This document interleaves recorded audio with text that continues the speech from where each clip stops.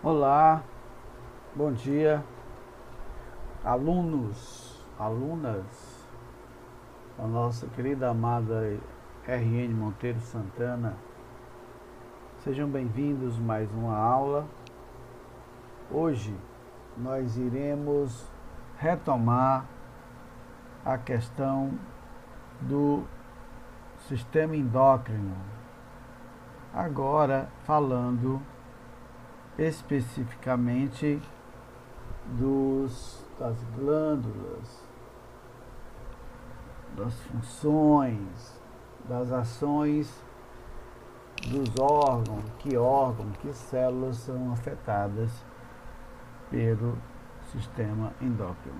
Né? Aqui é o professor Ronaldo, professor de ciências, e nós temos aqui no início duas figuras ou três que nos dizem o que foi, né? Que a cidadã aqui, uma barra de chocolate na mão, estou com TPM, quer dizer, ansiedade. Isso tem a ver com o sistema endócrino? Vamos já saber, tá? Aqui embaixo, no meio, nós temos a insulina e o glucagon. O que são essas duas substâncias? E para que servem? Tá bom? Então vamos lá. Vamos trabalhar para que Deus nos ajude. Então vamos iniciar nossa aula do 8º ano e falando do sistema endócrino. Vamos lá. Bom, como nós dissemos na última aula, né, todas as funções do nosso corpo estão integradas aos dois sistemas que nós falamos, que é o sistema nervoso e o sistema endócrino, que está ligado ao sistema hormonal. Esses dois controlam células e glândulas que têm grande importância na ação de alguns órgãos, no crescimento, no desenvolvimento da vida humana. Tá? Nossa adolescência, nossa infância, nosso crescimento tem tudo a ver com os hormônios. Tá? Então vamos lá. Nós temos aqui alguns exemplos, não é?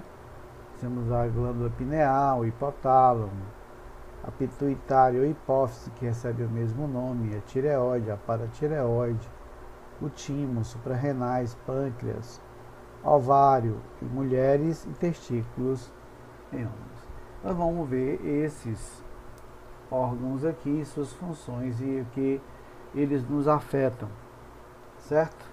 Vamos lá então. Bom, o sistema endócrino ele é composto por várias glândulas que se situam em diferentes pontos do corpo. As glândulas são um conjunto de células epiteliais que produzem substâncias e as lançam para fora das células. Essas glândulas elas podem ser categorizadas ou divididas em três tipos: as endócrinas, que é o nosso que nós vamos ver, as exócrinas, eu falei um pouco lá no primeiro vídeo, as mistas, tá? Que assumem a função de endócrinas e exócrinas ao mesmo tempo.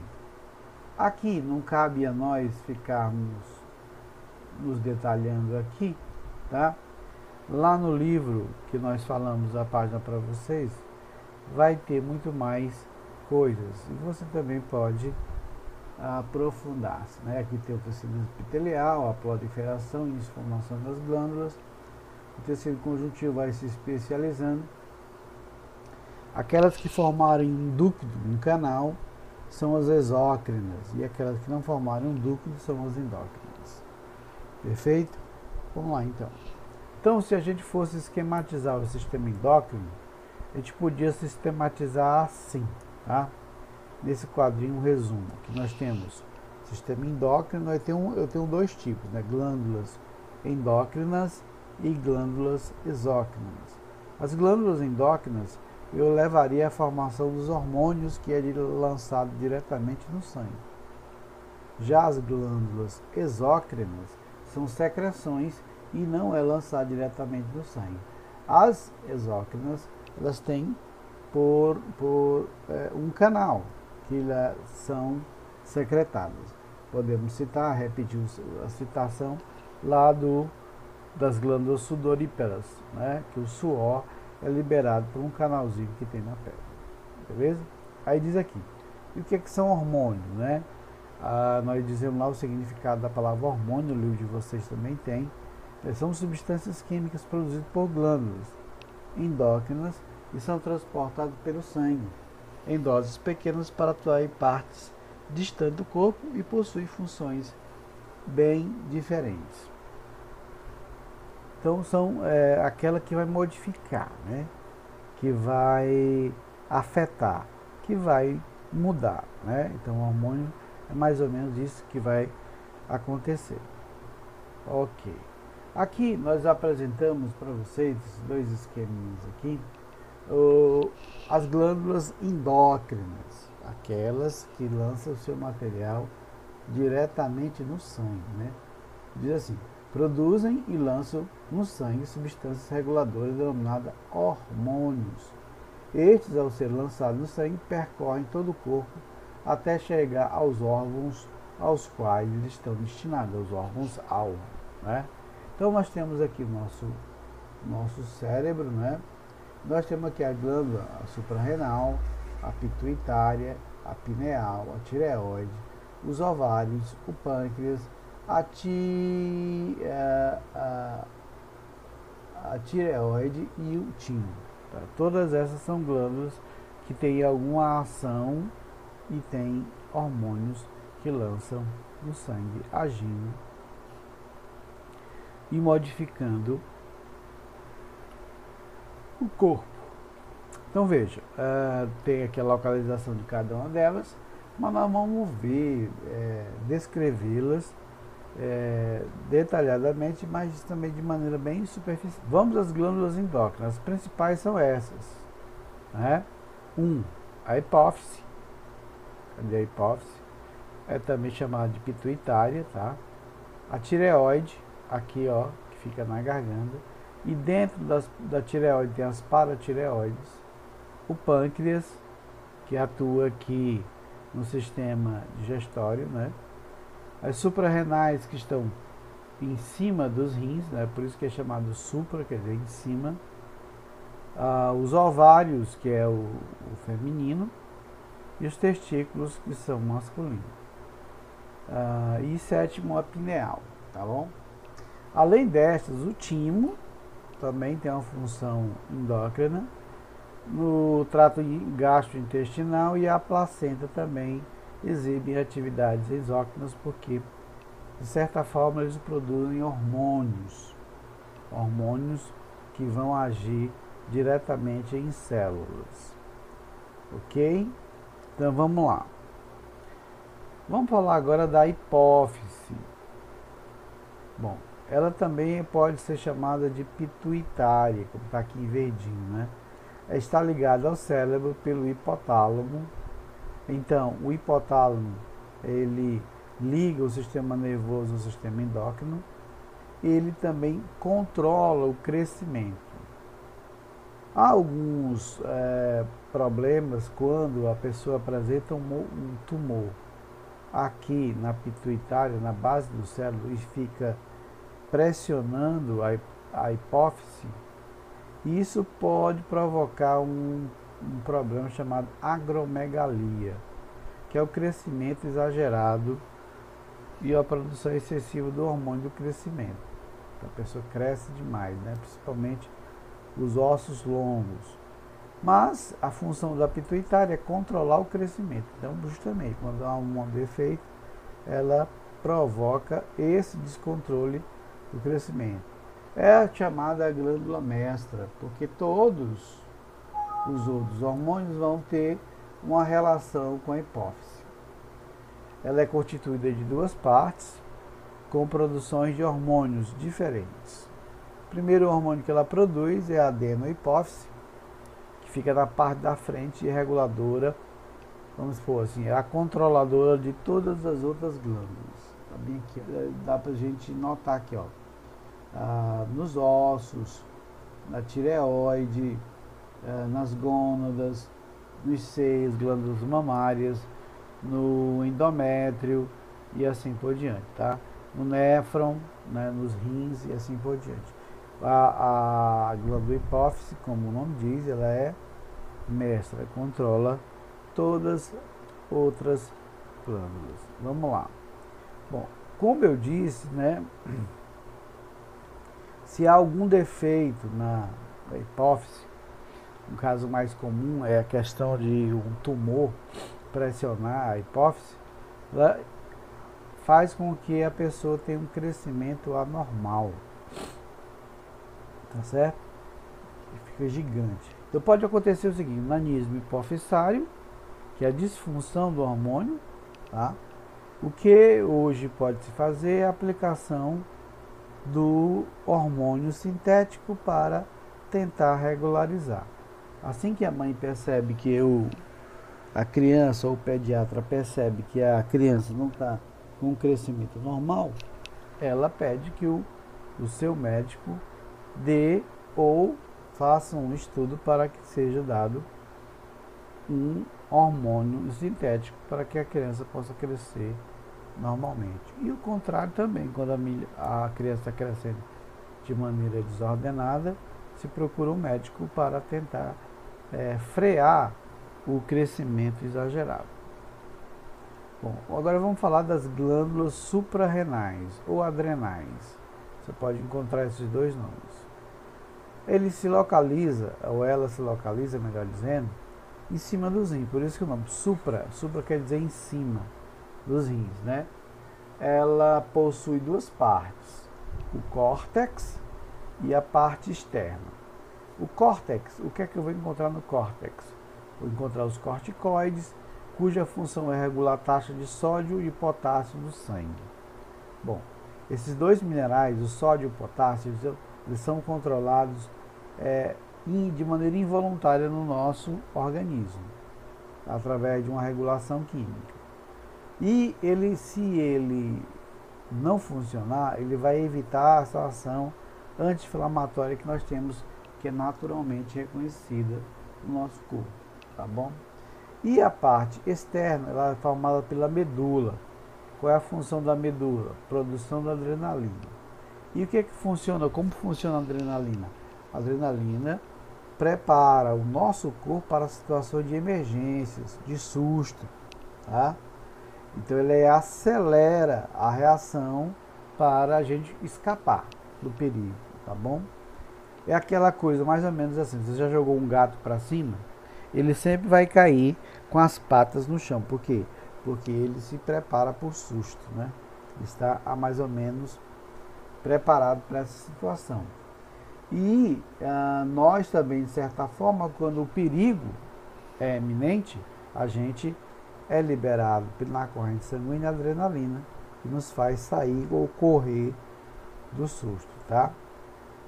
Nos acelera. E quando passa esse efeito do susto, nós temos um outro hormônio também controlado pela medula, que é a noradrenalina, que faz acalmar. Então nós temos esses dois sistemas muito antagônicos no nosso organismo, tá? Enquanto a adrenalina acelera, a noradrenalina acalma. Tem que ser um reforço e o outro acalma, tá? Então, os efeitos contrários reforçam o efeito das reações do sistema nervoso. Então, o sistema nervoso vai fazer com que não haja um desequilíbrio. Sempre tem que haver o equilíbrio, tá bom? Bom, a tireoide e paratireoide, vamos lá conhecê-la. O hormônio produzido pela tireoide é a tiroxina.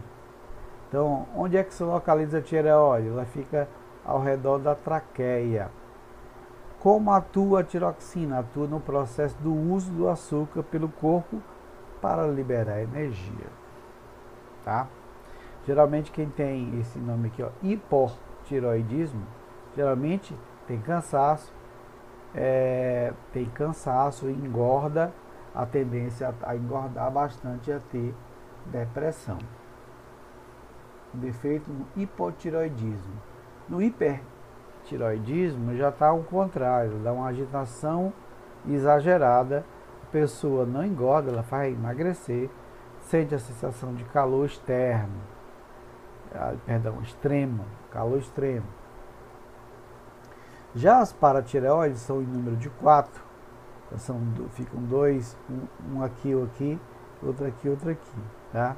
Qual a função das paratireoides? Regulação do nível de cálcio no sangue. Isso.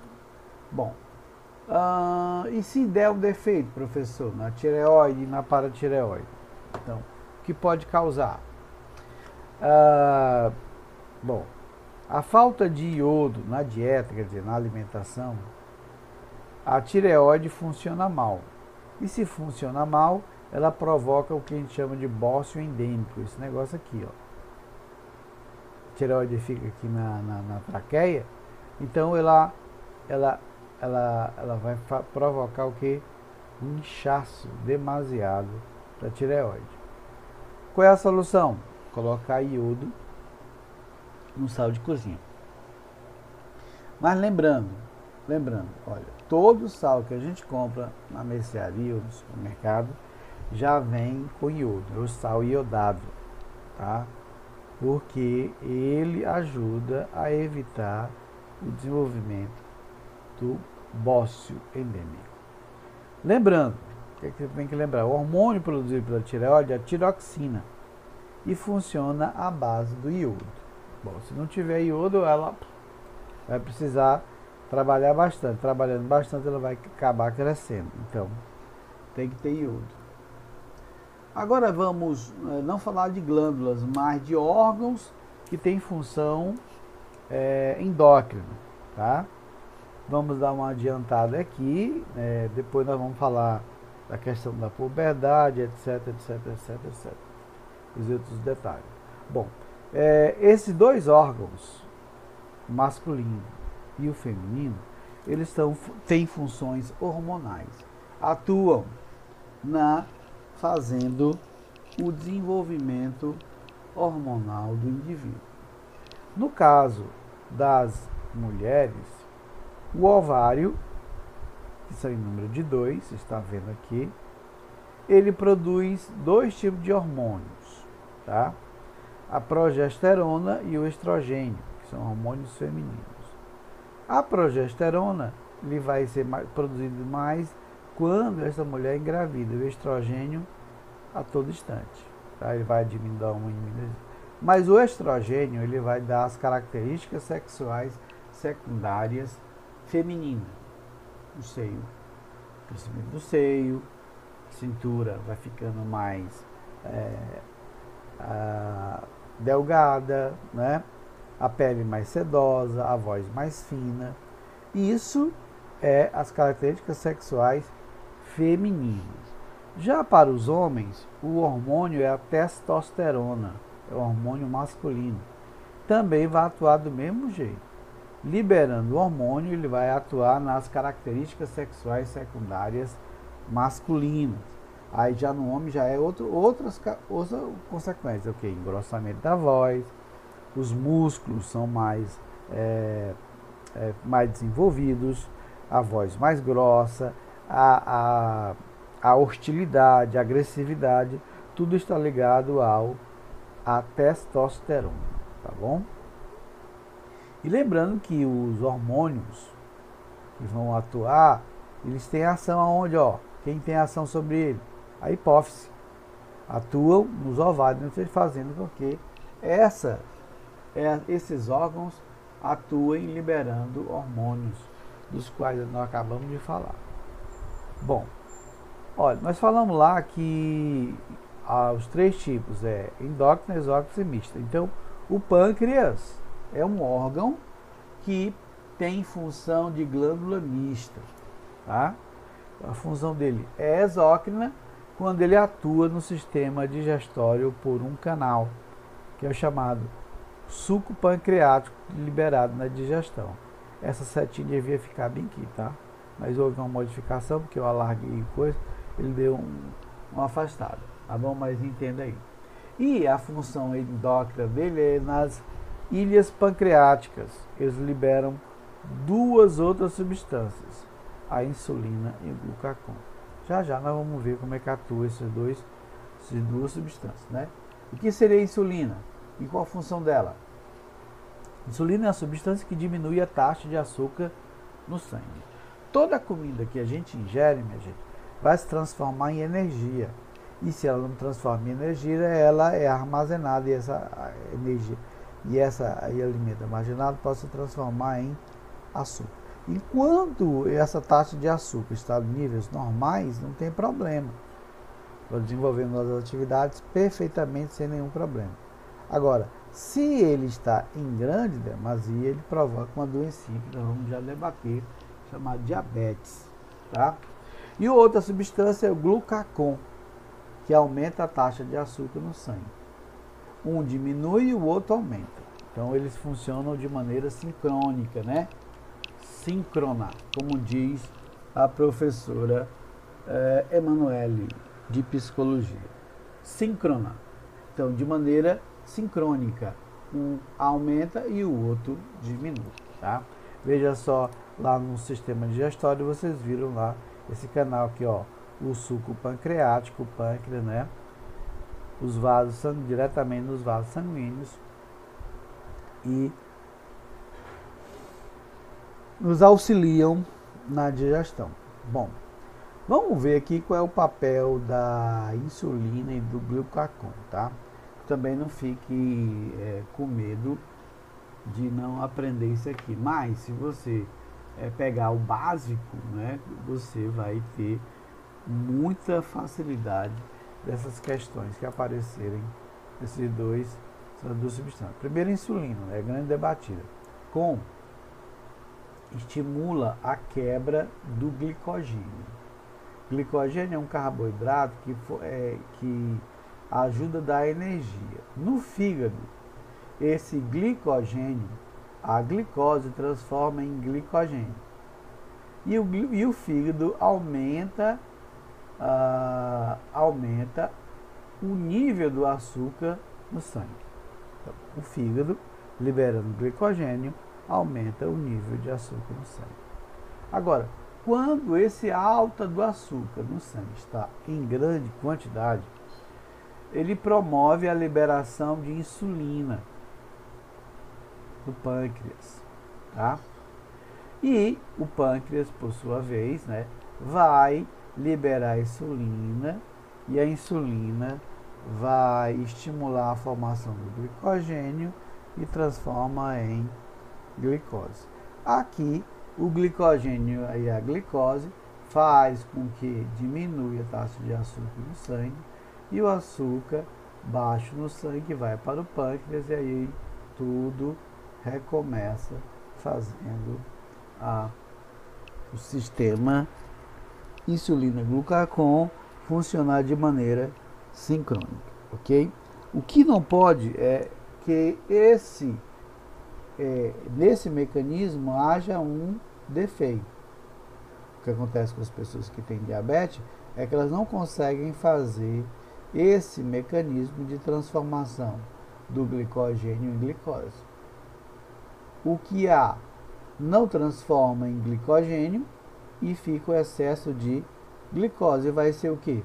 Aumento de açúcar no sangue. E, como não tem como fazer essa transformação, a presença de glicose no sangue vai ser permanente. E o açúcar é um vilão para as reações químicas nas células, tá bom? Ok? Depois vocês olham no livro mais detalhes desse esquema aqui, tá? Bom, então está na hora da gente dizer tchau. Só para finalizar, nós temos aqui o papel da insulina e o papel do glucagon, tá? Ó, a insulina faz com que a glicose vá para a célula, tá? É o papel da insulina. E o papel do glucagon faz com que a glicose saia da célula. Então, veja que não pode. Então, um defeito aqui no glucagon pode provocar o que a gente chama de diabetes, tá? Mas isso é um assunto para a próxima aula, ok? Então, fiquem com Deus trabalhemos para que Ele nos ajude e até uma próxima aula, tá certo? Estudem, meninada, moçada e rapaziada. Vamos lá. Tchau.